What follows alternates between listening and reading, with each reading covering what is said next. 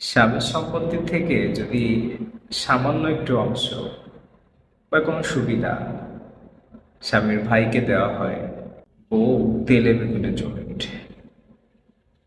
কথা বলা বন্ধ করে দেয়, রাতের ঘুম হারাম করে দেয়, সারাক্ষণ বলতে থাকে ছেলে পেলে বাচ্চা তাদের তো কিছু যায় আসে না, তারা মাঠে যেয়ে থাকলেও তোমার কোনো সমস্যা নেই, তোমার ভাইরা সুখে থাকলেই হয়, ওদের ভবিষ্যৎ তোমার দেখা লাগবে না, ওরা রাস্তায় যেয়ে থাকবে।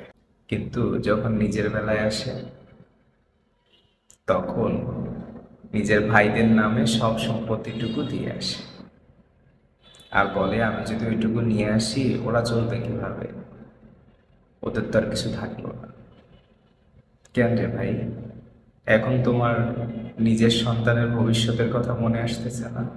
তোমার ভাই ভাই আর আমার ভাই কি ফেলনা?